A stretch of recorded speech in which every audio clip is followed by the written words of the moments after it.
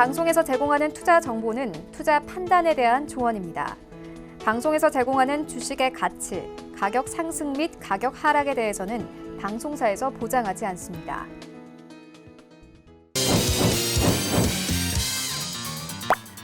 네, 오늘의 주요 헤드라인 소식입니다. 올해 1분기 경제 성장률이 전분기 대비 마이너스 0.3%를 기록했습니다. 이는 2008년 금융위기 이후 10여 년 만에 가장 낮은 수치로 한국은행은 지속적인 수출과 투자 부진에 더해 지난해 4분기 정부 지출 효과가 사라진 데 따른 기저 효과가 작용했다고 설명했습니다. SK하이닉스의 올해 1분기 영업이익이 작년 동기 대비 3분의 1 수준으로 감소했습니다. 특히 메모리 반도체 수요 둔화에 따른 가격 하락이 실적 악화의 주요 요인으로 지목된 가운데 SK하이닉스는 2분기부터 모바일과 서버용 D램 수요가 늘면서 실적이 개선될 것으로 전망했습니다. LG생활건강이 미국 화장품 업체 뉴에이본을 인수했다고 밝혔습니다. 이번 인수로 LG생활건강은 북미 사업 기반을 확보하고 50조 원에 달하는 미국 시장을 비롯해 캐나다와 남미, 유럽 등 해외 주요 시장에서 사업을 전개할 계획입니다.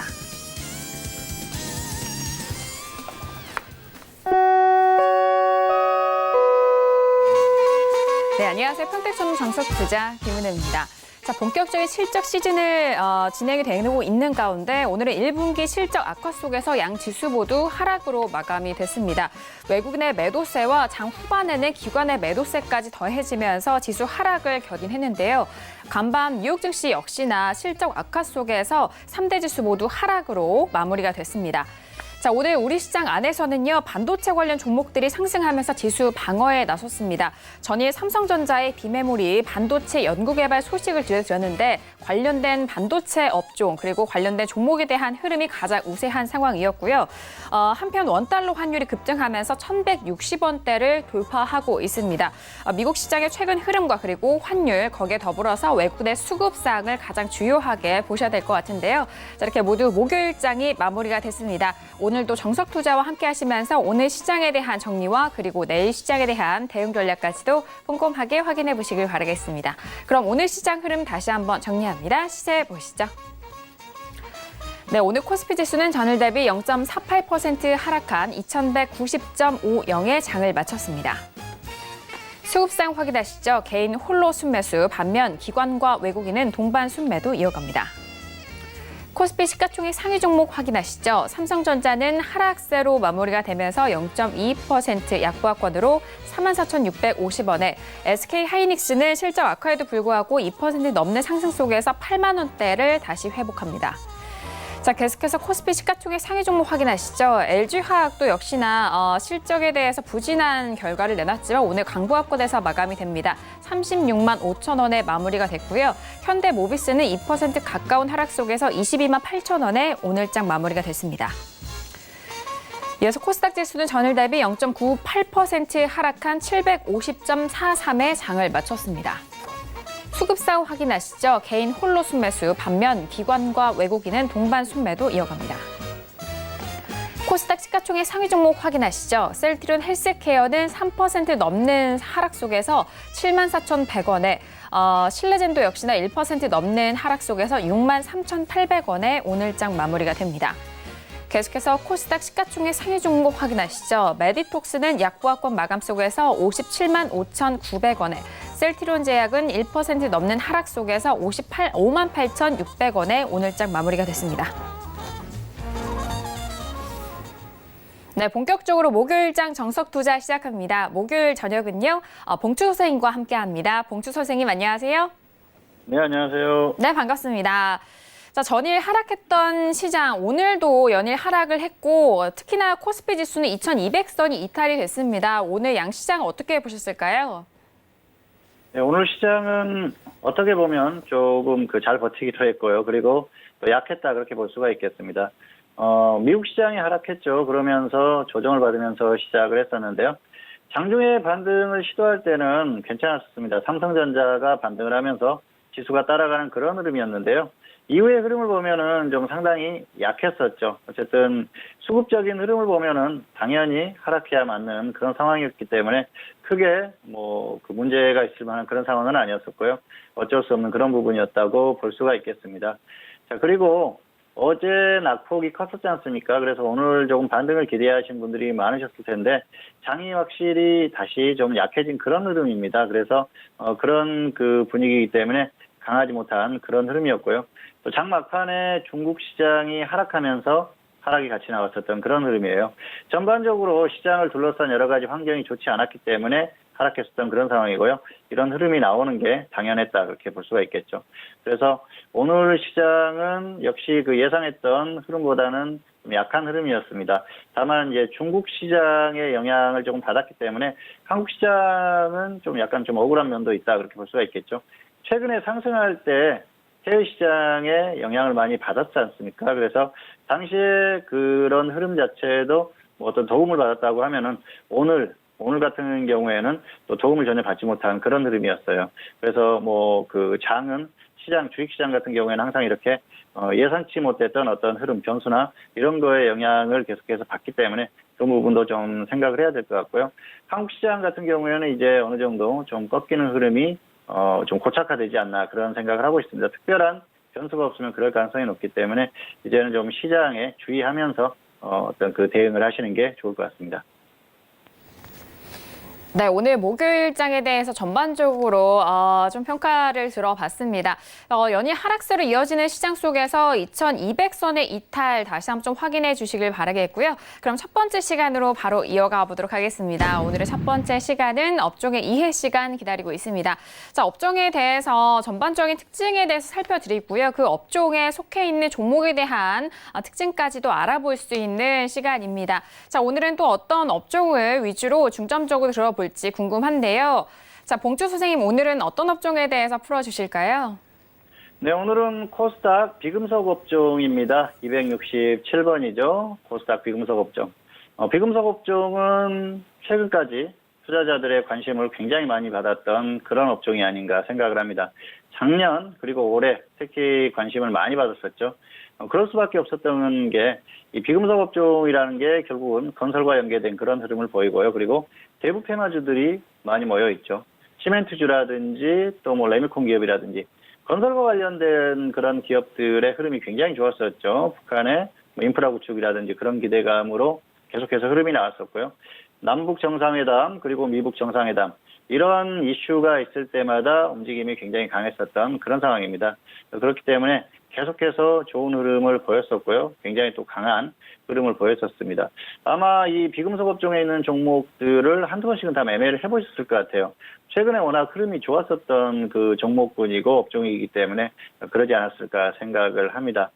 다만 이 비금속 업종이라는 게 역시 최근에 어떤 움직임처럼 이슈가 있을 때 테마주처럼 움직이기도 하지만 고유한 어떤 그 움직이는 포인트도 알고 있으면은 도움이 되지 않을까 그렇게 생각을 하고요. 그래서 이 비금속 업종이 움직이는 어떤 포인트라든지 그런 것들을 좀 설명을 드릴까 합니다. 그리고 종목 수가 많지가 않아요. 그래서 종목들도 하는 사업들과 함께 어떤 그 기술적인 흐름이나 이런 것들도 좀 살펴보는 시간을 갖도록 하겠습니다.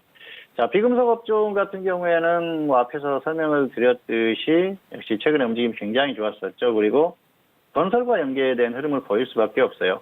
비금속이라는 것 자체가 여기에서 이제 주요한 기업들 같은 경우에는 건설과 관련된 그런 사업을 하는 경우가 많습니다. 그리고 건설과 관련돼 있지 않더라도 관련한 제품들을 생산할 수 있는 그런 부분들이 있는 것이죠. 어쨌든 그렇게 봤을 때는 업종 자체는 건설과 어느 정도 비슷한 그 연동하는 흐름을 보일 수밖에 없고요. 그리고 코스피에도 비금속 업종이 있죠. 코스피에 비금속 업종과 비슷한 흐름을 보인다 그렇게 보시면 될 것 같습니다. 어쨌든 코스피 같은 경우에는 종목 수도 많고요. 또 움직임도 더 크기는 하지만은 관련한 그런 흐름에서 같이 움직이는 경우가 많고요.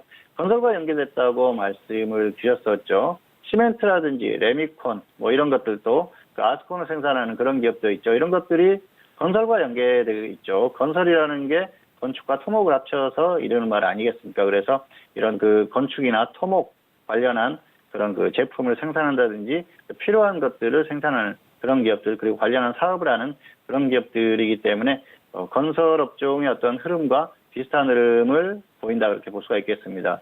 그래서 보통 이 비금속 업종이 움직이는 흐름을 보면은 건설 업종이 움직이고 나서 따라가는 경향이 강합니다. 그래서 이 비금속 업종 같은 경우에는 뭐 특별한 어떤 이슈가 있지 않다고 하면은 건설주들이 쭉 움직이고 나서 그 이후에 접근을 해도 무난하게 따라가는 그런 흐름이에요.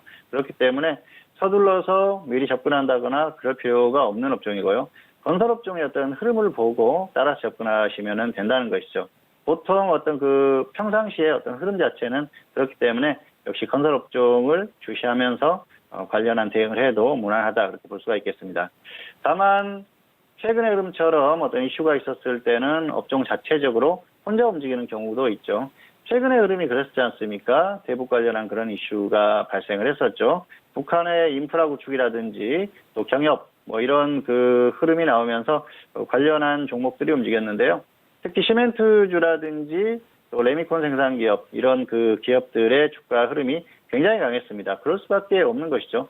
북한의 인프라를 구축한다고 했을 때는 어마어마한 자금이 소요가 되지 않습니까? 그런 부분들을 전부 토목이라든지 또 건축 이런 것들이 필요하기 때문에 관련 기업들의 주가의 흐름이 좋을 수밖에 없죠. 뭐 건축 그리고 또 토목 이런데 시멘트라든지 이런 것들이 필수적으로 들어가지 않습니까? 그래서 건설과 관련된 이 기업들의 움직임이 나오는 건 당연한 흐름이다 그렇게 볼 수가 있겠습니다. 어쨌든 그런 부분들이 상당히 강했고요.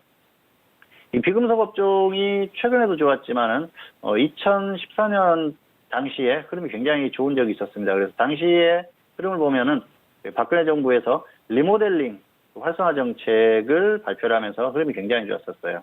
리모델링이라는 것도 기존의 재건축이나 재개발 이런 것들이 너무 오래 걸리고 또 복잡하기 때문에 규제를 좀 완화해주면서 리모델링을 활성화시키겠다. 리모델링도 결국에는 건축의 어떤 그런 그 부분이지 않습니까? 그래서 뭐 시멘트라든지 이렇게 소요되는 부분이 많겠죠. 또 내부에 들어가는 어떤 제품이라든지. 그래서 관련한 종목들이 굉장히 크게 움직였었던 그런 경우가 있었습니다. 그래서 향후에도 이런 이슈가 있으면 크게 움직일 수 있다는 것이죠.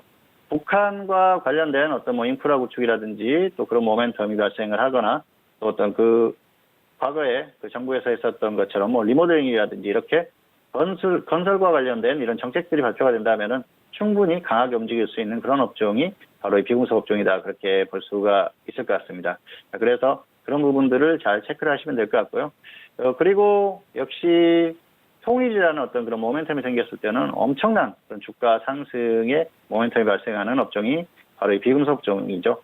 만약에 통일된다고 생각을 한다고 하면은 북한에 지금 뭐 인프라가 거의 그 굉장히 좋지 않은 그런 상황이지 않습니까? 그래서 도로라든지 이런 것들을 전부 다 새로 만들어야 되기 때문에 엄청난 자금이 소요되고 그런 부분에 있어서는 이 그 건설 관련한 기업들이 굉장히 좋을 수밖에 없겠죠. 그리고 또 인구가 2,700만이지 않습니까, 북한이. 그래서 그 많은 인구들이 또 뭐 북한에만 그대로 살 수는 없겠죠. 남한으로 내려올 수 있는 그런 상황이기 때문에 건축이라든지 주택이라든지 이런 것들을 많이 지어야 되기 때문에 그런 부분에서 엄청난 또 효과가 있을 가능성이 높습니다. 그래서 통일이 된다고 했을 때는 가장 큰 또 수혜를 받을 수 있는 그런 업종이기 때문에 반드시 또 기억을 해 두시는 게 좋을 것 같습니다.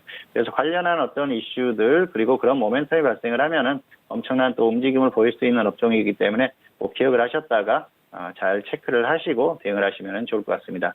화면을 보면서 조금 더 설명을 드리도록 하겠습니다. 자, 비금속 업종이죠. 267번이죠. 네, 포스닥 비금속 업종이고요. 자, SG부터 포스코케미칼까지 종목수가 그렇게 많지는 않습니다. 종목들을 좀 흐름을 살펴보면요. 역시 건설과 관련된 기업들이 있고요. 그리고 뭐 나머지 다른 사업을 하는 그런 기업들도 있습니다.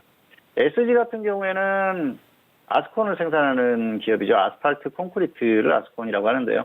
우리가 아스팔트 공사를 할 때 굉장히 빨리빨리 작업을 하지 않습니까? 그래서 그게 이제 아스콘을 가지고 그 작업을 하는 그런 상황입니다. 그래서 도로 인프라 구축이라든지 또 뭐 이런 이슈 그리고 최근에도 역시 대북 테마로 움직임이 나왔었죠.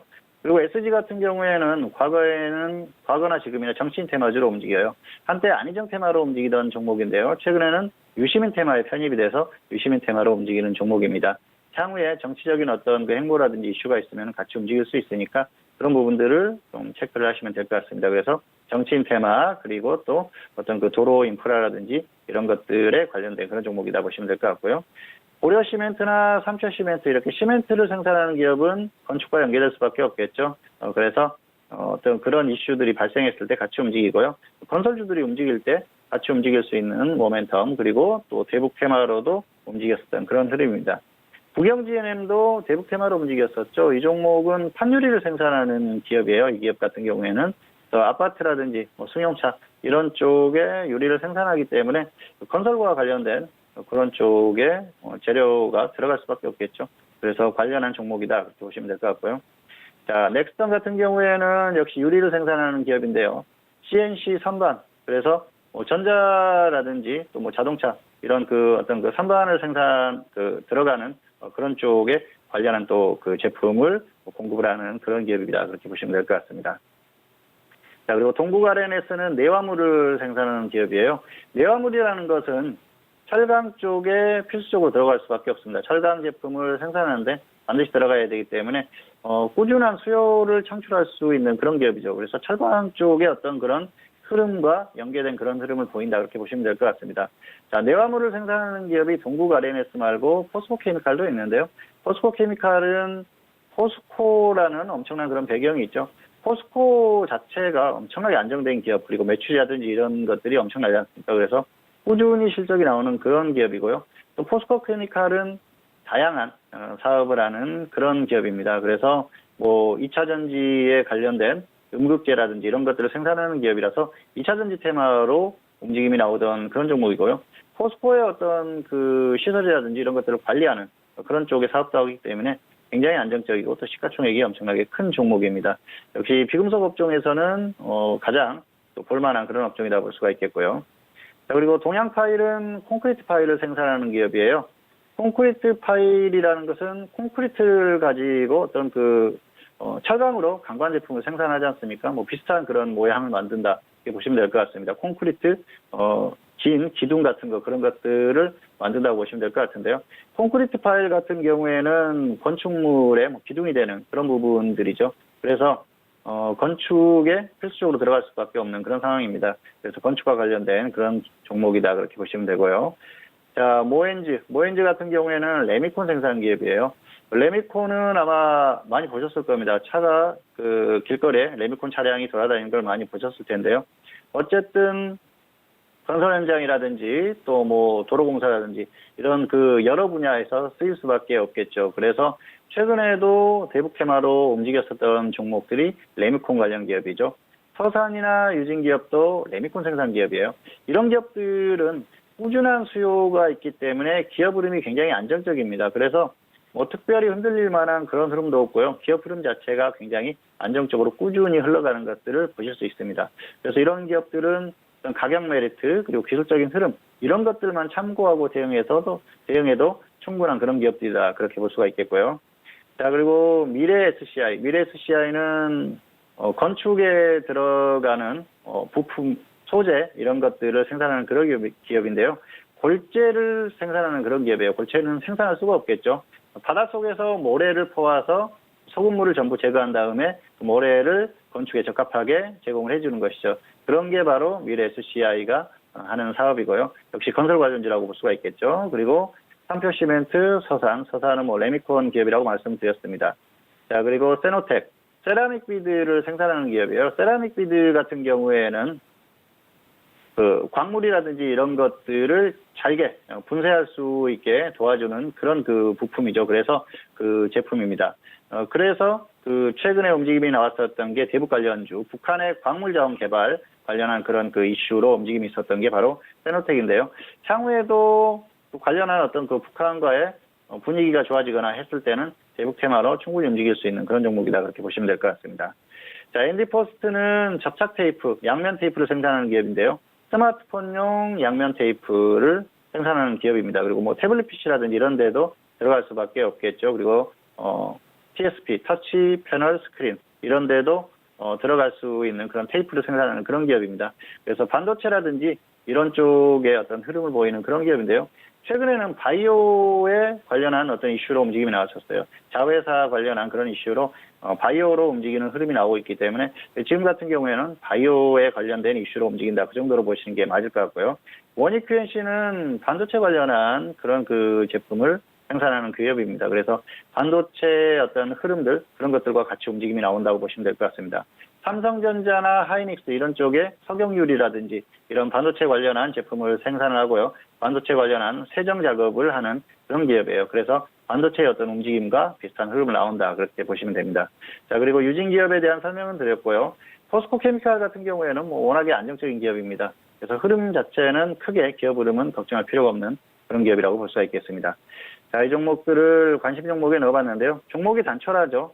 이 비금속 업종 같은 경우에는 움직임이 나올 때 거의 같이 움직여요. 그렇기 때문에 이 종목들을 같이 볼 필요가 있습니다. 물론 이제 시멘트는 시멘트 뭐 이렇게 같이 움직이는 경향이 있는데요.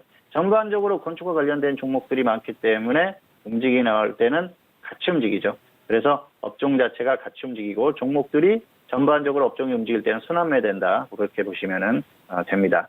자, 기업들의 흐름을 좀 보시도록 하실까요?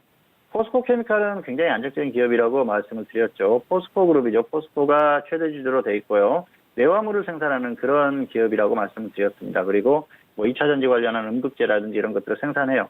실적 부분이 굉장히 좋죠. 굉장히 안정적인 그런 기업입니다. 그래서 크게 걱정할 필요가 없고요. 이런 종목은 뭐 수급이라든지 기술적 흐름 이 정도만 보셔도 되고요.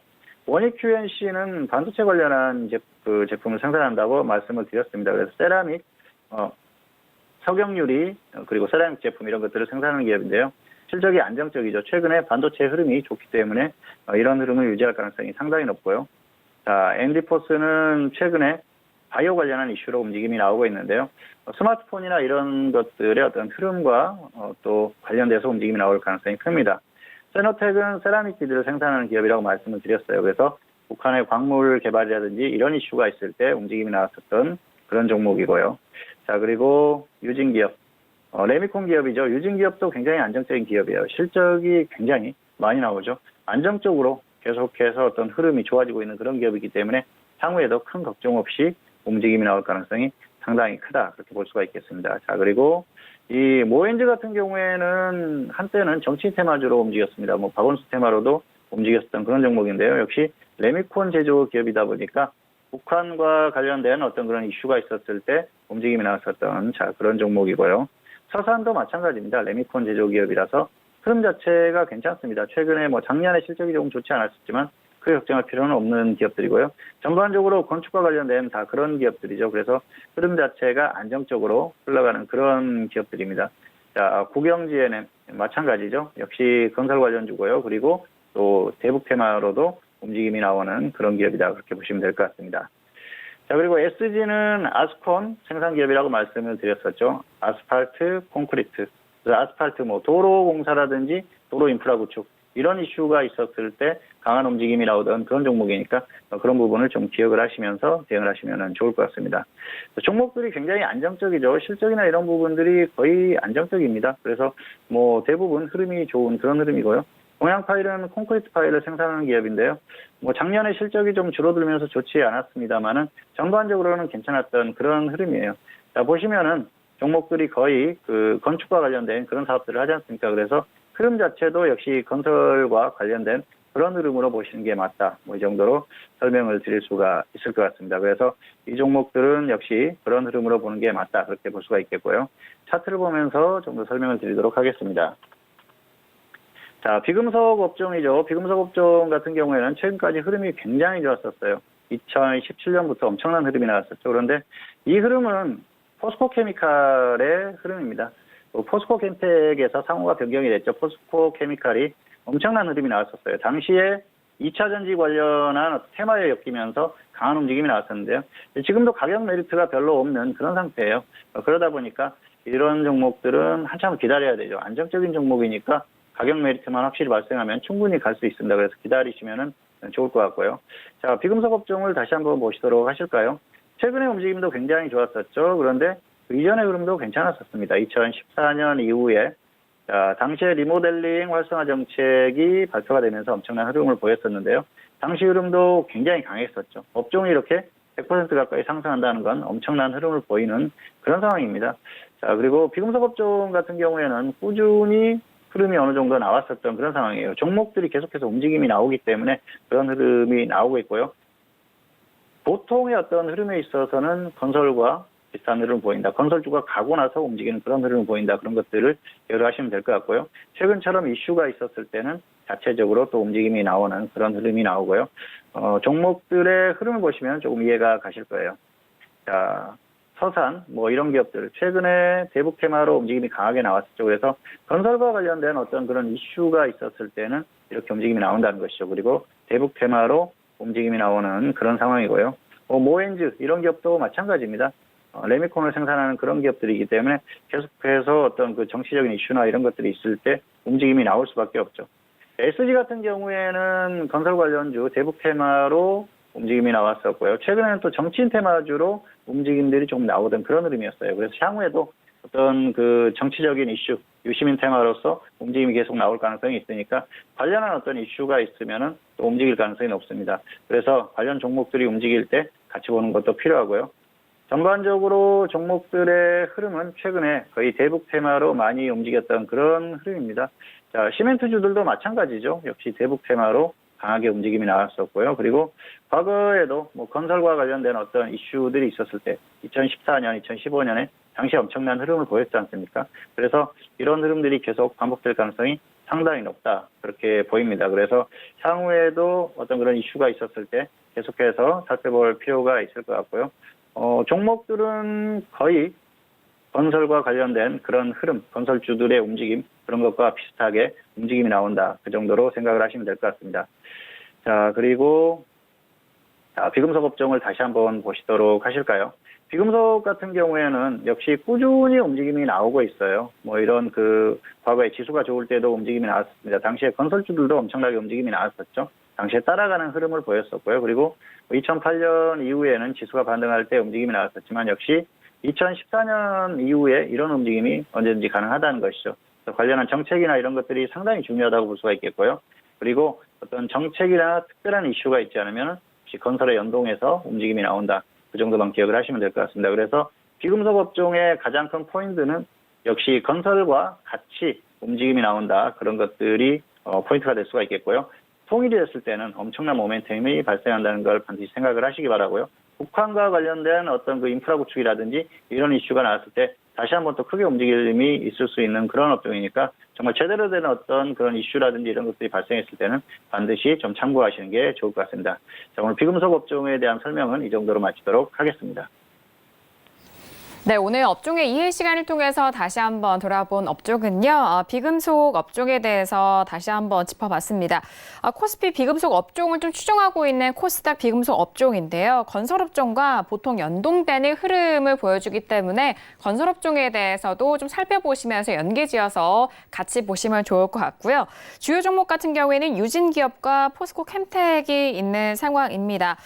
일단 비금속에 대해서도 일단 흐름에 대해서는 건설업종과 함께 그리고 통일이 된다면 또 엄청난 또 모멘텀 받을 수 있는 그런 주요 이슈가 있는 부분이니까요. 다시 한번 관련된 종목들의 흐름도 살펴보시길 바라겠습니다. 자, 이어서 종목 현미경 시간으로 넘어가 보도록 하겠습니다. 업종의 특징을 좀 배워봤으니까요. 이제 주요 종목에 대해서도 다시 한번 좀 복기를 해보고 앞으로에 대한 흐름까지도 살펴볼 수 있는 시간인데요.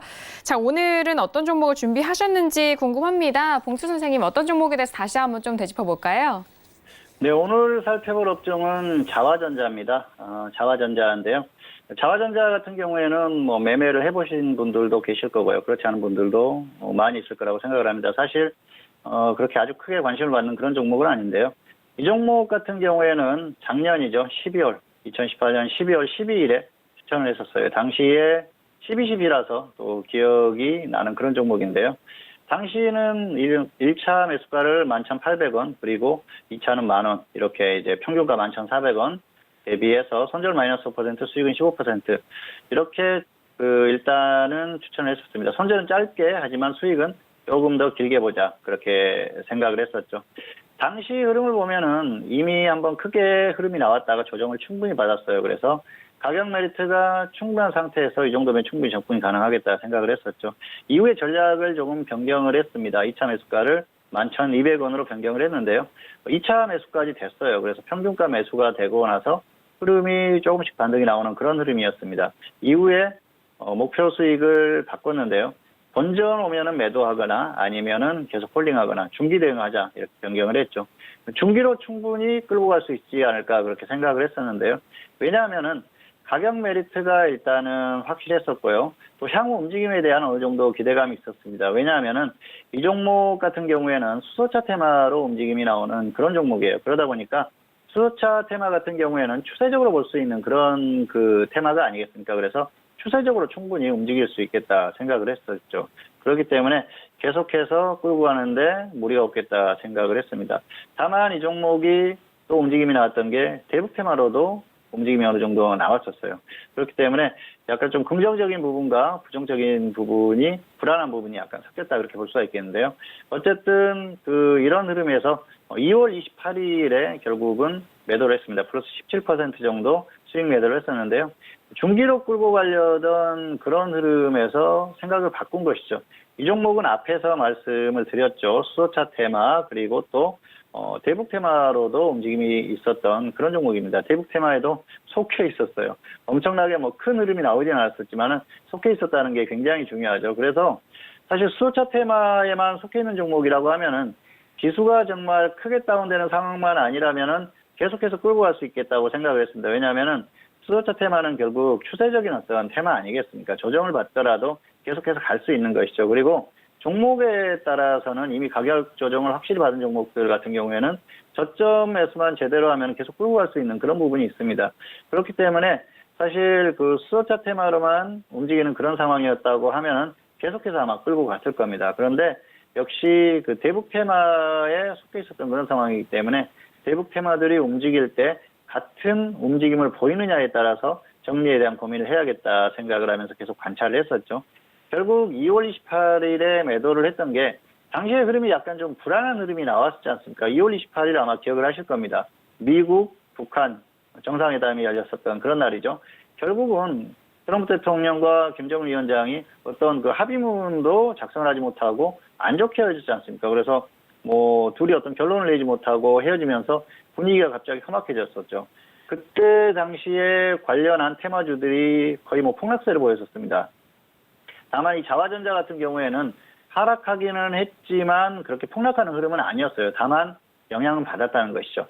영향을 받는다는 것은 오늘 당장 하락하지 않더라도 내일 이후에 영향을 받을 수 있기 때문에 굉장히 불안한 면이 있다는 것이죠. 그런 면에 있어서 역시 정리를 하는 게 맞지 않겠나 생각을 했습니다. 왜냐하면은 오늘 영향을 받았기 때문에 최소한 추세적으로 며칠 이상은 더 영향을 받을 가능성이 높겠다 생각을 했습니다.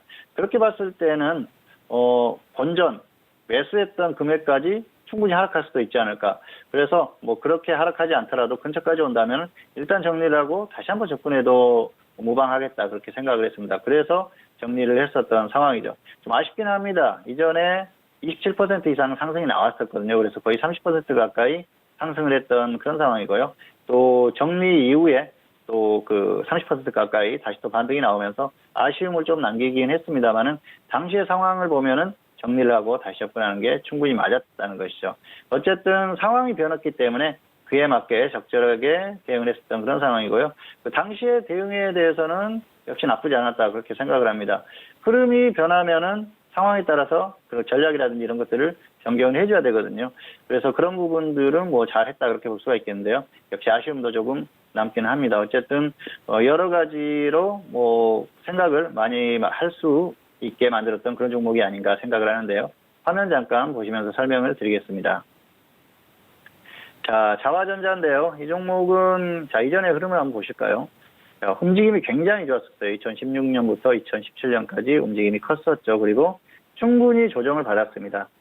자, 이 종목을 추천했던 게 12월 12일이에요. 이날입니다. 당시 추천 가격이 11,800원이죠. 이 정도입니다. 그래서 당시에 이제 매수가 됐고요. 그리고 11,200원에 또 2차 매수를 추천을 했었죠. 자, 이 정도가 되겠죠. 그래서 이날 2차까지 매수가 됐어요. 결국은 평균 가격이 11,500원이 되는데요. 그리고 나서 이제 추세적으로 꾸준히 상승을 했습니다. 자, 중기로 홀딩했던 종목이기 때문에 사실 목표 수익도 정하지 않고 크게 상승이 나오면은 정리를 해야겠다는 생각으로 끌고 왔었던 그런 종목이에요. 그래서 상승하면 일단 홀딩하자는 전략, 단순하죠. 그리고 하락하면 원전에 매도하는 전략을 전달했었는데요. 그리고 나서 대북 테마의 어떤 그런 흐름을 받을 것인가 그 부분에 대한 고민을 굉장히 많이 했었는데요. 2월 28일에 확인을 했었죠.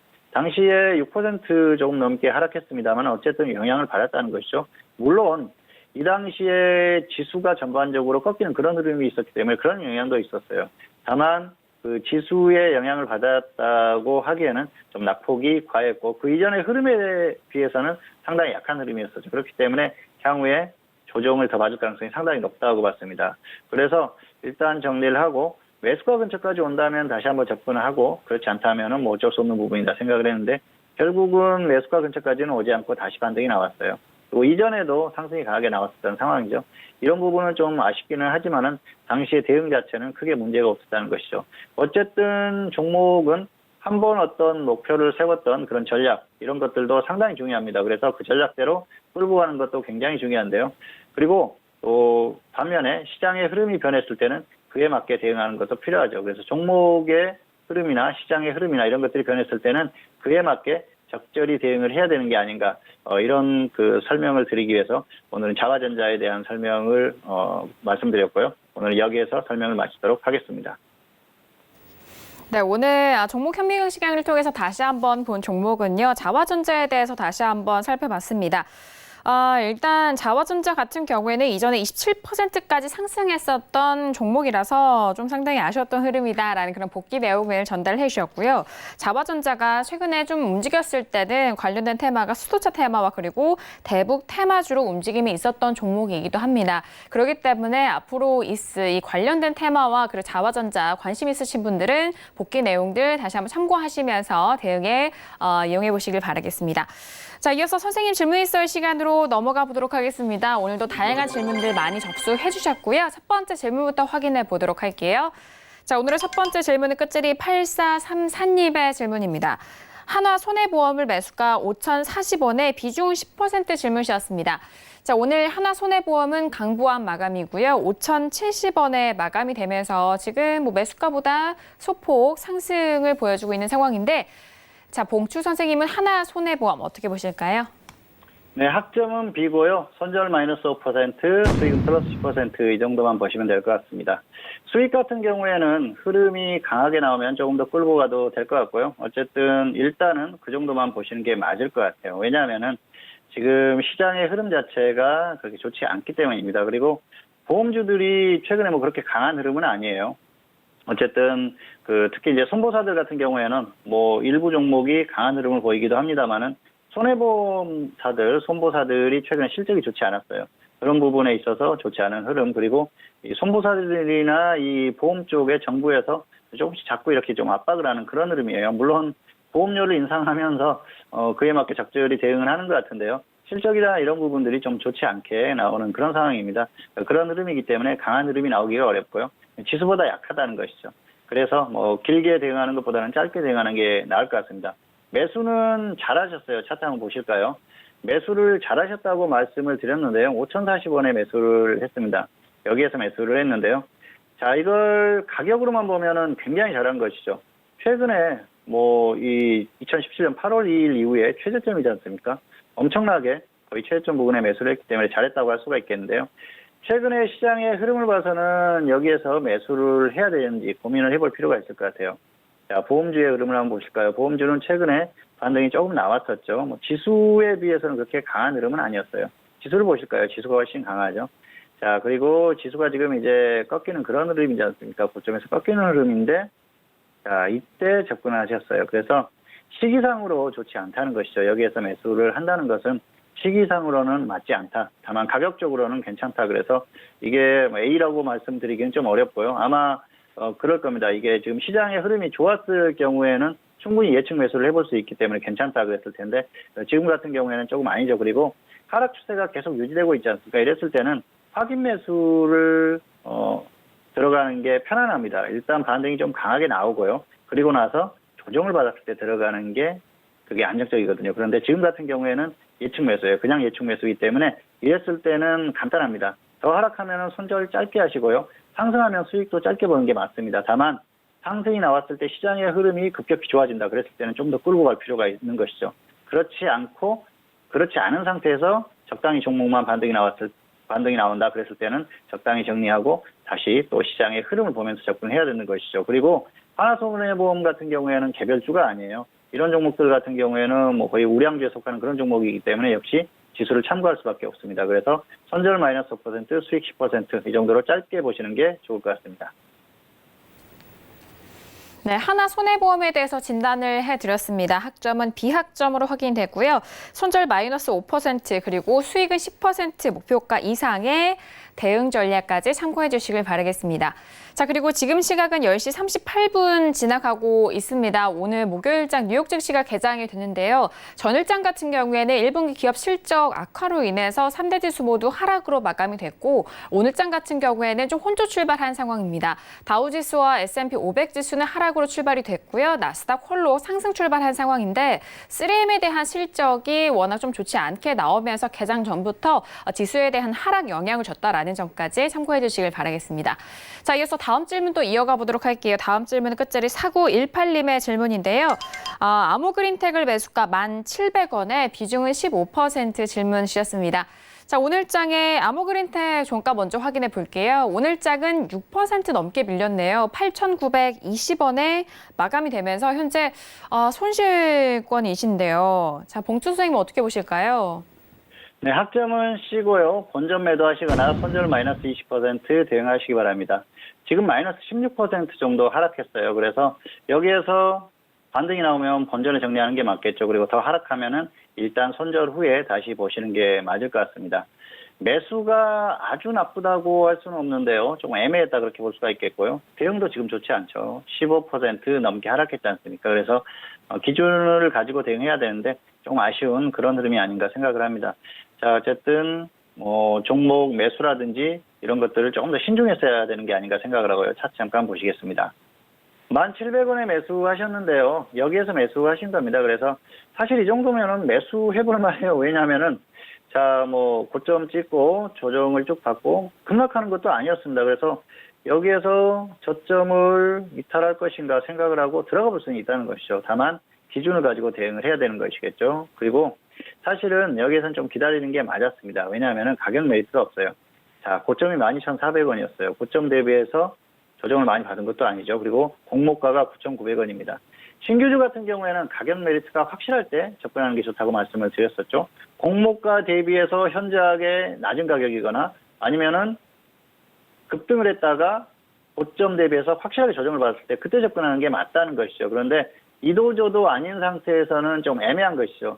물론 매수는 해볼 수 있습니다. 이 종목 같은 경우에는 5G라든지 또 전기차 이런 관련한 그런 사업을 해요. 그래서 관련 테마로 움직일 수 있기 때문에 접근해 볼 수 있는데요. 다만 이렇게 어떤 가격 메리트가 없을 때 접근했을 때는 손절을 짧게 봐야 됩니다. 분할 매수하셔도 되고요. 그렇지 않고 한 번에 매수를 했을 때는 손절은 마이너스 5% 정도 짧게 보시고 그리고 상승하면 이제 수익은 상황에 따라서 대응을 하시면 되는데요. 손절 같은 경우에는 조금 짧게 하는 게 맞다는 것이죠. 가격 메리트가 확실히 발생했을 때는 마이너스 10% 정도 손절 넉넉하게 잡고 대응을 해도 됩니다. 그런데 이렇게 가격 메리트가 없는 종목들 같은 경우에는 손절은 좀 짧게 하셔야 되는데 그런 부분이 아쉽다 그렇게 볼 수가 있겠습니다. 어쨌든 매수나 그리고 대응 자체가 좀 아쉬운 게 아닌가 생각을 하고요. 그렇기 때문에 너무 큰 욕심 부리지 마시고요. 반등하면 본전 매도하시고 하락하면 손절 마이너스 20% 후에 상황 봐서 다시 한번 접근을 하시는 게 좋을 것 같습니다. 네, 두 번째 질문이었습니다. 아모레 그린텍에 대한 학점은요, C학점으로 확인이 됐습니다. 본전 매도 또는 손절은 마이너스 20% 대응 전략까지 참고해 주시길 바라겠습니다. 자, 이어서 다음 질문도 이어가 볼까요? 다음 질문은 끝자리 8732님의 질문이고요. 썸에이즈를 매수가 2,300원에 비중은 30% 질문 주셨네요. 자, 오늘장의 썸에이즈는 15% 가깝게 하락하면서 1,180원에 마감이 됐는데요. 거의 지금 절반 이상의 지금 손실을 보고 계신 상황인데, 자, 봉투 선생님, 이 시청자분께서 좀 고민 많으실 것 같은데 어떻게 보실까요? 네, 학점은 F고요. 상승하면 마이너스 25%, 하락했을 때는 저점 이탈하면 손절하시기 바랍니다. 최근에 가장 저점을 말씀드리는 거니까요. 어쨌든 저점을 이탈하고 계속 내려가면은 흐름이 끝났다 그렇게 보시는 게 맞을 것 같습니다. 그래서 정리를 하시는 게 맞을 것 같은데요. 너무 미련 갖지 마시고 그렇게 대응하시기 바랍니다. 매수가 좋지 않았고요. 대응도 좋지 않았습니다. 비중이 아마 50% 이상 80%, 100% 이랬다고 하면은 사실 손절가 정해드리기가 좀 어렵습니다. 30%도 적은 건 아닌데요. 다만 그 50%, 100% 이런 것보다는 그나마 좀 적으니까 그래도 어떤 그 기준에 따라 정리를 하시고 다시 한번 보시는 게 나을 것 같습니다. 차트 잠깐 보시겠습니다. 2,300원에 매수하셨는데요. 여기에서 매수하셨어요. 자, 매수가를 한번 보실까요? 매수 자체가 좋지 않다는 것이죠. 여기에서 하셨을 수도 있는데요. 그렇다고 하면 더 아쉬운 부분이죠. 상승했다가 번져놨을 때 정리를 해야 되는데 그런 걸 못 하셨어요. 여기에서 하셨을 가능성이 상당히 큽니다. 지금 어떤 대응이나 이런 패턴이 그렇습니다. 주가가 급락하고 있는 상황에서 무리하게 접근을 하셨어요. 그리고 자, 이날 하한가로 마감했는데 그대로 홀딩하셨고요. 하락하는데 계속 홀딩입니다. 자, 그러다가 마이너스 56%까지 홀딩하셨어요. 상당히 잘못된 것이죠. 어쨌든 이런 부분이 아쉽다 그렇게 볼 수가 있겠고요. 자, 이렇게 대응하면은 수익 나기가 힘듭니다. 그리고 지금 같은 경우에는 마이너스 40% 정도까지 하락했어요. 운도 없습니다. 최근에 조금 반등이 나오는 그런 흐름이었는데 아쉬운 게 오늘 유상증자 관련한 이슈가 나오면서 급락해버렸어요. 그래서 흐름 자체가 강하게 나오기가 어려운 게 현실입니다. 여러 가지로 흐름이 좋지 않고요. 최근에 게임주들이 중국에서 판호 재발급 그 관련 이슈로 좀 반등이 나왔는데 그것 빼고 놓고는 특별한 이슈가 없어요. 그리고 지수보다 약하죠. 지수가 하락했을 때는 더 하락할 가능성이 크기 때문에 미련 가지면 안 됩니다. 자, 그렇기 때문에 이 종목이 계속 하락해서 여기 저점을 이탈한다 그랬을 때는 정리를 하시는 게 낫겠죠. 그때는 추세가 완전히 무너지는 흐름입니다. 지금 무너지는 흐름에서 더 무너지는 흐름이기 때문에 정리를 하는 게 낫고요. 최근에 뭐 구글 관련한 이슈가 있으면서 조금 급등을 했는데 큰 영향이 없어요. 그래서 그런 것들을 유상증자가 완전히 희석시켜버리는 그런 흐름이기 때문에 너무 크게 기대하지 마십시오. 혹시라도 반등이 나와주면 마이너스 25% 정도의 정리를 하십시오. 욕심 부리지 마세요. 본전까지 기다리다가 본전 안 오고 저점 이탈하고 계속 하락할 가능성도 있기 때문에 그런 부분까지 고려해서 이런 대응을 말씀드리는 겁니다. 그래서 반등하면 마이너스 25%, 하락 시에는 저점 이탈 시에 손절하고 다른 종목으로 교체를 하시는 게 좋을 것 같습니다. 네, 썸 에이즈에 대해서 진단을 해드렸습니다. 아쉽게도 학점은 F학점 확인됐고 손실이 좀 크신 만큼 대응 전략 다시 한번 좀 꼼꼼하게 확인하시고 앞으로 대응하셔야 될 것 같은데요. 마이너스 25% 또는 저점 이탈 시 손절에 대한 의견 참고해 주시길 바라겠습니다. 자, 이어서 다음 질문도 이어가 볼게요. 다음 질문은 끝자리 5583님의 질문이고요. 로보티지를 매수하셨고 매수가는 25,500원에 비중은 10% 실무셨습니다.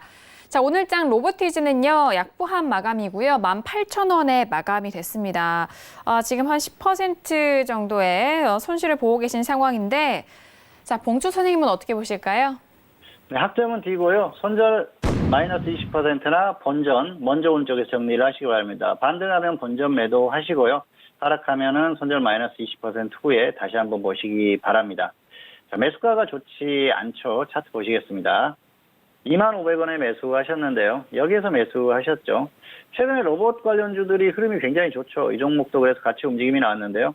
급등 이후에 자, 여기에서 뭐 좀 급하게 매수하셨거나 여기나 자, 여기는 또 반등이 나오니까 매수했고요. 좋지 않다는 것이죠. 가격적으로 확실하게 좀 조정을 받으면 접근했으면 좋았을 텐데 아쉽습니다. 자, 지금 마이너스 12% 하락했어요. 그래서 비중이 작기 때문에 추가 전략도 생각을 해봤습니다. 그런데 추가하거나 마이너스 20% 손절하거나 손절가는 비슷해요. 그렇기 때문에 큰 효율성이 없다는 것이죠. 다만 반등만 나와준다고 하면은 추가해서 뭐 본전이 그 평균가 낮이기 때문에 대응하기 훨씬 쉽겠죠. 그런데 최근에 로봇 관련주들의 어떤 움직임을 봤을 때는 종목들이 움직일 때는 강한 탄력이 나옵니다. 그렇게 봤을 때는 추가를 하지 않더라도 같은 관련한 종목들이 움직일 때는 본전까지 충분히 온다는 것이죠. 그래서 굳이 무리해서 추가할 필요가 없을 것 같아요. 더군다나 지금 시장의 흐름이 약간 불안하지 않습니까? 이런 상황에서는 뭐 추가를 한다거나 특히 이렇게 추격 매수를 했는데 급하게 추가를 해서 대응을 하는 것보다는 가지고 있는 것만 가지고 대응하는 게 맞다는 것이죠. 어쨌든 반등이 나오면 강하게 나오기 때문에 본전까지 충분히 가능하고요. 계속 하락했을 때는 흐름이 당분간은 좀 꺾일 가능성이 있다. 그렇게 봤을 때는 손절을 하고 다시 보는 게 맞다는 겁니다. 그래서 손절 마이너스 20%나 본전 매도 후에 상황을 봐서 다시 한번 접근을 하시는 게 좋을 것 같습니다. 네, 로보티즈에 대한 진단이었습니다. 학점은 D학점 확인이 됐고요. 본전 매도 또는 손절은 마이너스 20% 대응 전략까지도 참고해 주시길 바라겠습니다. 자, 오늘도 선생님 질문 있어요 시간을 통해서 다양한 질문들에 대한 상담을 도와드렸습니다. 말씀드린 내용에 대해서는 투자 판단에 대한 조언이고요. 해당 상품의 가치와 수익률을 보장하지 않는다는 점 다시 한번 이해해 주시길 바라겠습니다. 자, 이렇게 목요일장에 대해서 전반적인 정리가 끝났습니다. 그렇다면 내일 이제 금요일장인데요. 내일 우리 시장에 대한 전망도 이야기를 나눠볼게요. 자, 봉주 선생님, 내일 우리 시장에 대한 전망 어떻게 보실까요? 네, 아무래도 내일은 좀 그렇게 강한 흐름은 조금 어려운 게 아닌가 생각을 합니다. 물론 그런 부분이 있어요. 오늘 장중에도 보셨겠지만 해외 증시에 영향을 받습니다. 최근의 흐름이 계속 그랬죠. 해외 증시가 강하게 움직여준다면 좋은 흐름이 나오겠지만 현재로서는 그 부분도 조금 힘들어진 게 아닌가 생각을 합니다. 해외 증시가 그동안의 흐름이 굉장히 좋았지 않습니까? 그래서 꺾일 수 있는, 최소한 단기적으로라도 꺾일 수 있는 흐름이기 때문에 강한 흐름을 기대하기는 조금 어려운 부분이고요. 한국 시장 같은 경우에는 그동안 해외 증시가 가는데도 불구하고 그렇게 강하게 가지 못했어요. 결국은 해외 증시가 계속 가더라도 추세적으로 가기는 힘들다는 것이죠. 그게 포인트라고 할 수가 있겠고요. 그런 여러 가지 상황을 봤을 때는 역시 내일도 약세를 보일 가능성이 높습니다. 오늘 반등을 전혀 하지 않고 그냥 하락했다고 하면은 내일 반등이 나올 수 있겠는데요. 오늘 반등을 시도했다가 다시 꺾인 흐름이기 때문에 더 좋지 않다는 것이죠. 그런 부분을 봤을 때는 내일은 반등을 시도하더라도 최소한 상승 마감할 그럴 가능성은 좀 떨어진다고 보고요. 역시 내일도 좀 약세장이 되지 않을까 그렇게 지금은 예상을 하고 있습니다.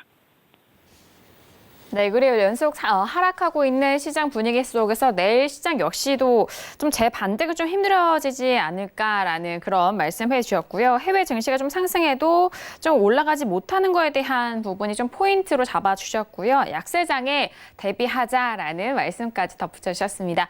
자, 오늘 이렇게 봉주 선생님과 함께 1시간 동안 이어갔는데요. 함께 해주신 봉주 선생님과는 여기서 인사 나누도록 하겠습니다. 오늘도 감사합니다. 네, 감사합니다. 네, 오늘 저희가 준비한 소식과 내용은 여기까지입니다. 저희 방송은 서울경제TV 홈페이지를 통해서도 다시 확인해 볼 수가 있으니까요. 많은 활용해 주시길 바라겠습니다. 저희가 준비한 소식은 여기까지고요. 내일 이 시간에 다시 돌아오도록 하겠습니다. 함께 해주신 여러분 오늘도 고맙습니다.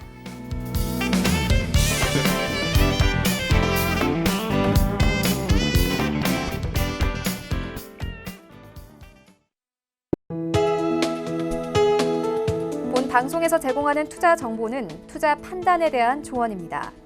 방송에서 제공하는 주식의 가치, 가격 상승 및 가격 하락에 대해서는 방송사에서 보장하지 않습니다.